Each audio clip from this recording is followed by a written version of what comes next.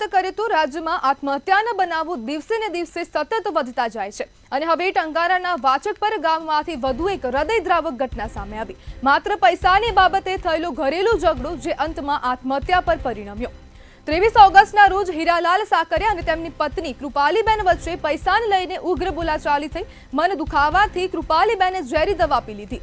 આ ઘટના તેમના પુત્ર હરદેવ અને પુત્રી આરવીએ જોઈ હતી।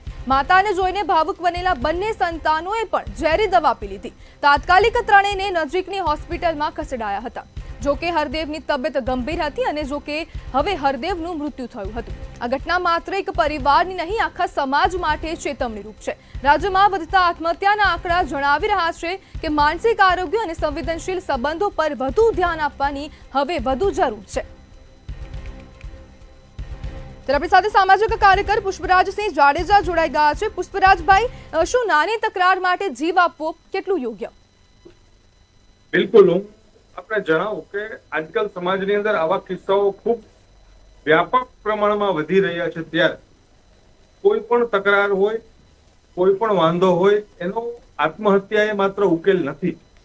કોઈ પણ સમસ્યાનું સમાધાન આત્મહત્યા ક્યારેય ન હોઈ શકે। કોઈ પણ સમસ્યાના સમાધાન માટે એક તંદુરસ્ત વાતાવરણમાં વાતચીત જરૂરી છે। ત્યારે આજકાલના સમયમાં જે ખાસ કરીને જે 1987 પછીના જે બોર્નના લોકો છે, જેની એજ અત્યારે 38 to 41 ની આજુબાજુ છે, એવા લોકોમાં ખૂબ મોટો એક વ્યાપ વધતો રહ્યો હોય એવું મારા ધ્યાનમાં આવેલું છે। ત્યારે આ ઘટના ખૂબ જ દુઃખદ છે।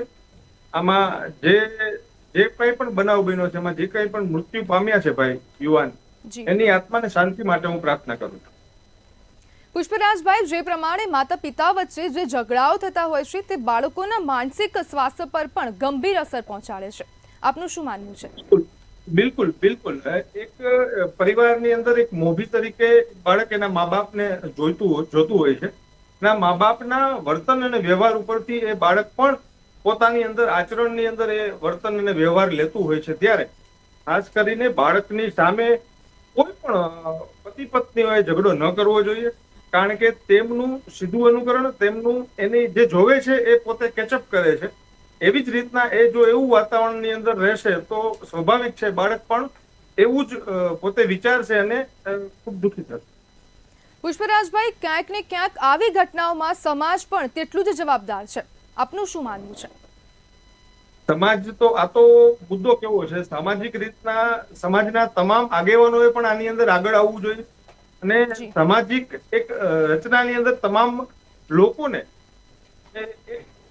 વાતથી ઉકેલ લાવવા માટેની એક સમજ આપવી એ સમાજના આગેવાનોની ફરજ હોય છે। અને હું એવું માનું છું કે સમાજના આગેવાનોએ આગળ આવીને સમાજના હરેક તબક્કે યુવાનો અને કોઈ પણ એજના લોકો હોય એને આના વિશે સમજણ આપવી જોઈએ ને કેળવવી।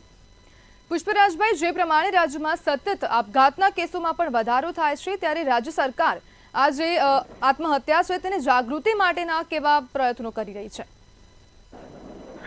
રાજ્ય સરકાર દ્વારા જ્યાં સુધી હું માનું છું ત્યાં સુધી કોઈ ખાસ એવા નક્કર પગલાઓ ભરવામાં નથી આવ્યા। હું એવું માનું છું રાજ્ય સરકારે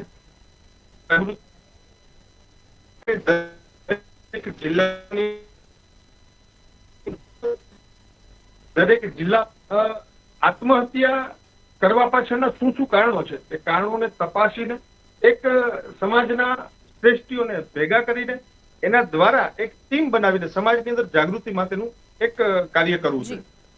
જી પુષ્પરાજભાઈ, જોડાવા બદલ આપનો આભાર।